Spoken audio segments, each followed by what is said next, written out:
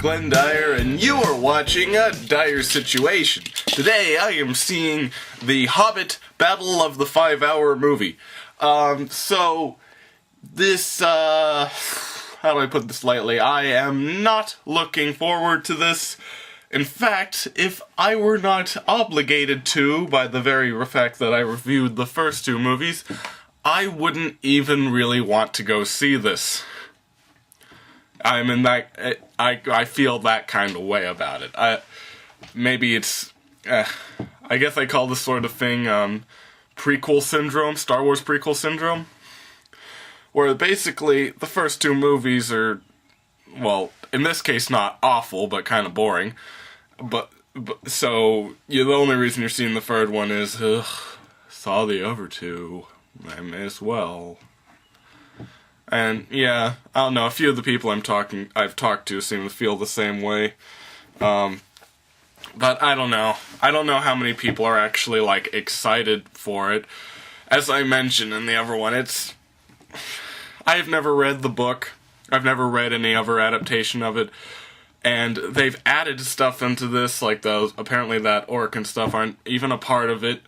Like the white orc and stuff, they aren't even in it at all.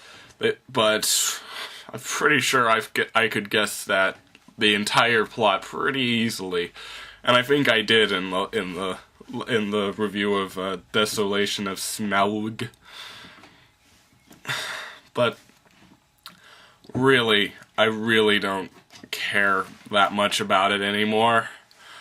I'm mostly my expectations going into this is that it's gonna be just like the other ones, where the plot is kind of stretched.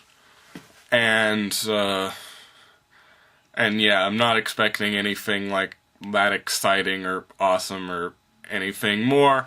I'm more just a little glad that now it's over and I can just stop thinking about it and go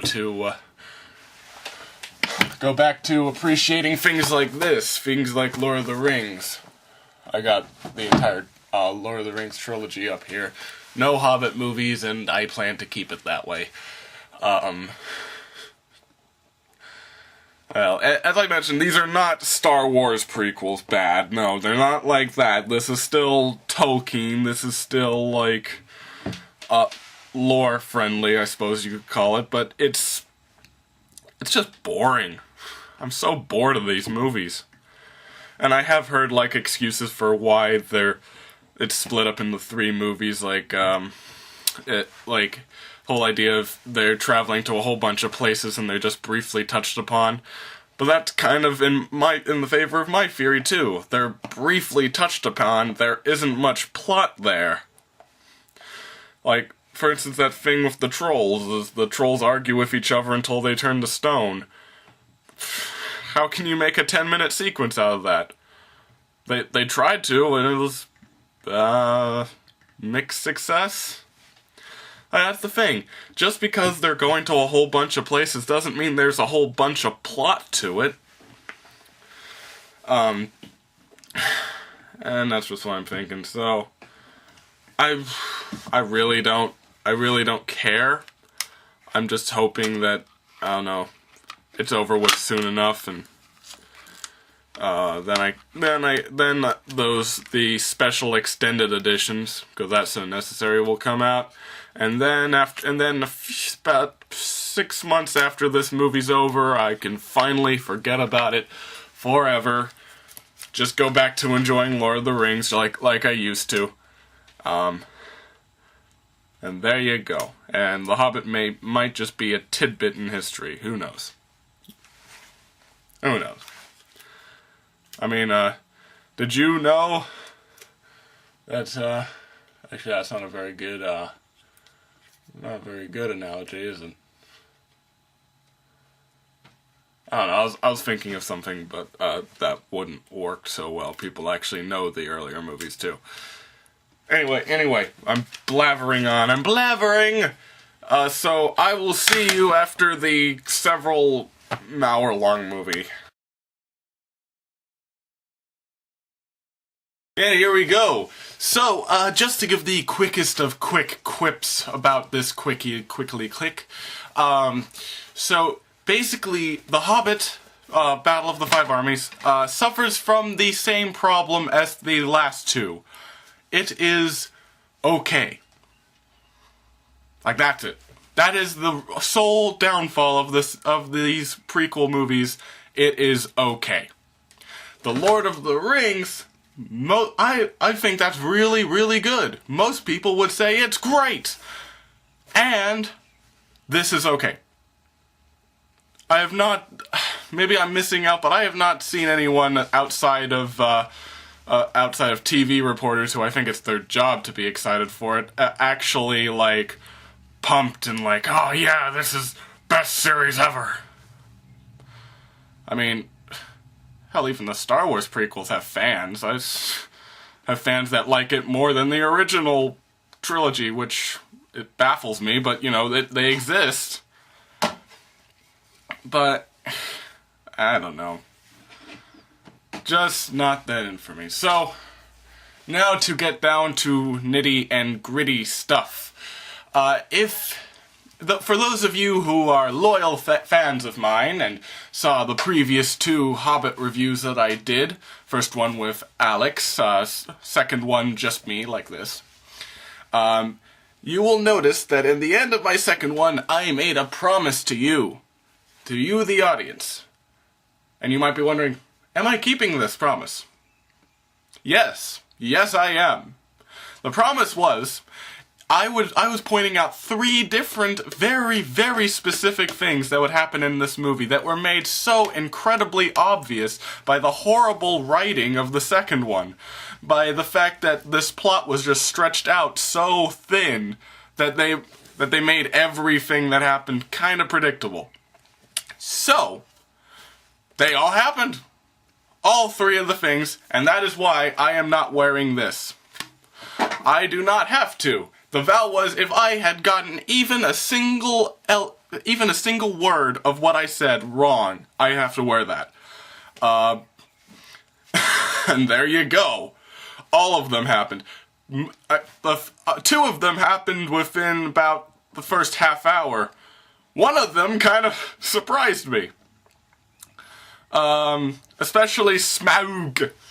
One of my things was that they would use that big, evil, scary-looking arrow to kill Smaug, and they'd shoot it right into his little weak spot that was caused by the other big, scary arrow. And yes, this happened. And you know when this happened? Before the title came up!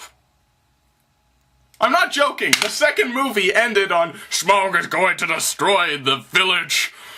And then the second movie comes and he's like, I'm breathing fire, I'm killing everybody.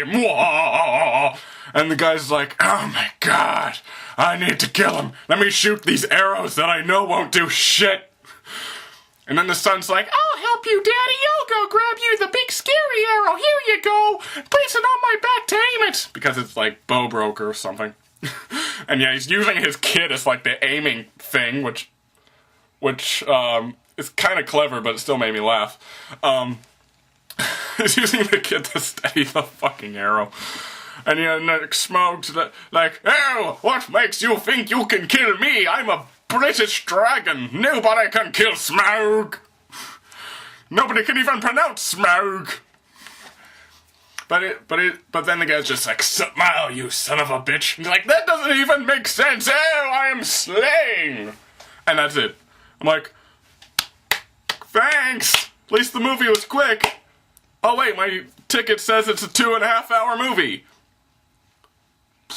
What the fuck do they do then? And yeah, it's just, he's dead. Yay, he's dead. Yay, title.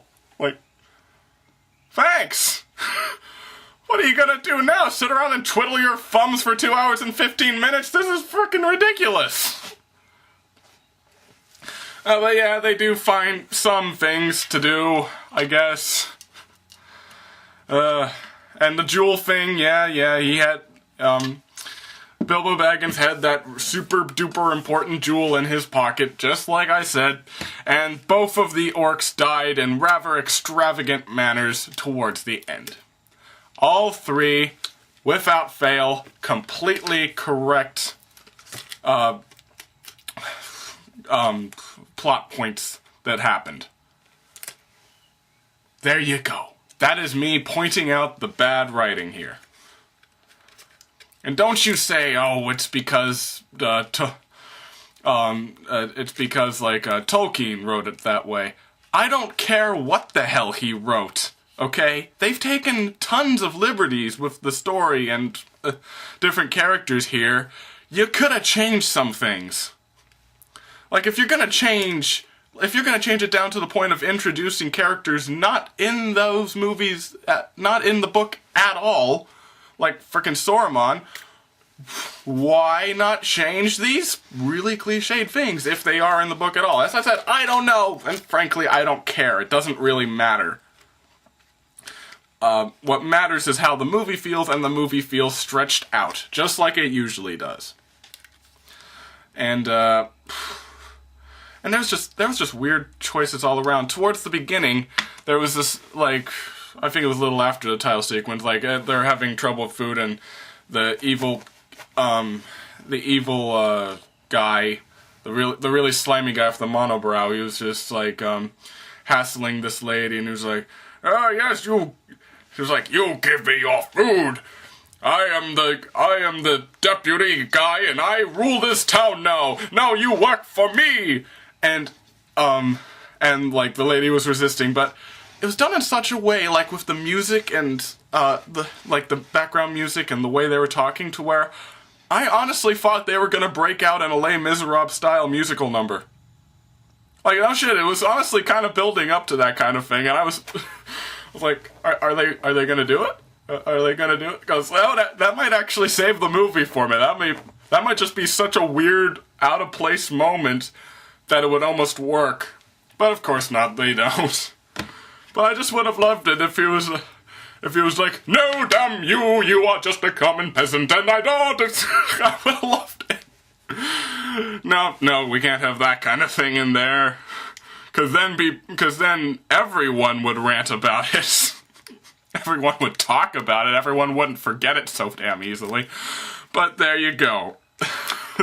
Clearly, they did not want to spoil it that much, I guess. But, okay, let's see. What other things happened that I found noteworthy? Before the movie started, this is not a problem with the movie itself, and more than likely it won't even be in an American theaters, considering how much it's kissing New Zealand's ass, but there was a little documentary at the beginning, like a little mini one, saying, yes, I didn't think we were going to make any more Lord of the Rings movies. Yeah, you shouldn't. But the people of New Zealand are so nice. Oh, we love this place so much. Oh, it is the best place ever. Look at all these things we're filming in this movie right now and the prior movies. I'm like, yes, I understand. Thank you. Can we go to the movie now? Oh, yes, some of these plot points will happen in there, and some of these actors are here. And guys, thank you. You're ruining the immersion for me right out the gate. Please stop. It was just fucking annoying. I understand if you want to show your appreciation for the people here, but could you please maybe show it after the credits? Because, seriously, it broke the immersion really badly. Like, after the movie started, I started seeing, like, the little touches of movie stuff that they put into people, and it faded after about a half hour, but still, that was really bad. Another thing I like to point out is that when they're showing the behind the scenes for Lord of the Rings, we're seeing a lot of open air environments because they're actually filming in the landscape. When they showed The Hobbit, it was all just green screens. That ought to tell you something. There was like one or two shots in this movie that I could believe were actually outside in like the real world. But most of the part, no.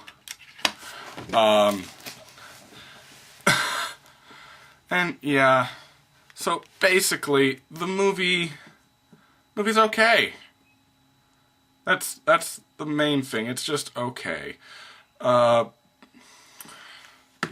lot of filler like before. A lot of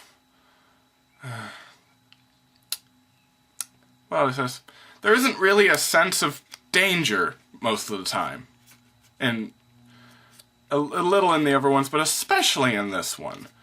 And I know maybe that is kind of a Lord of the Rings thing, too, where basically it seems like the main characters are untouchable, and that all the enemies kind of go down in one hit most of the time.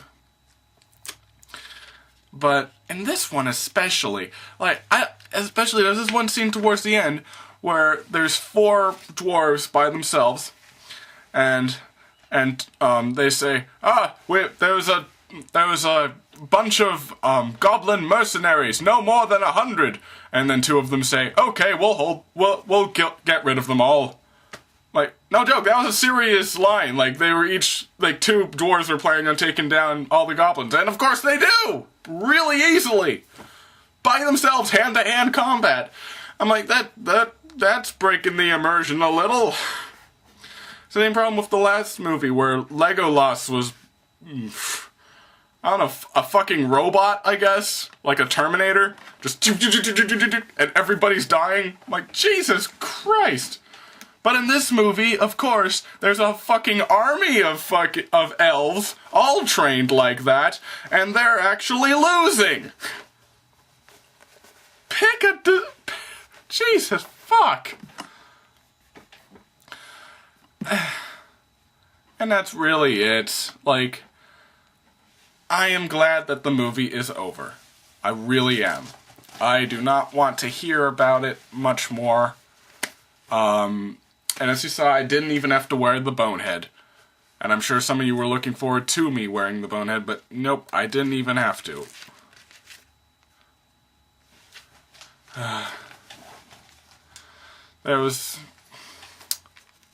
I'm just blabbing now. Okay.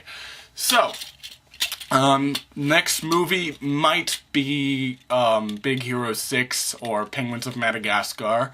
We'll see when we get to that. I don't think I have any situations planned recently, but there you go. No more Hobbit, and so I think this is a great Christmas gift for me. Until next time, I am Glenn Dyer, and you have been watching a Dyer-Situation.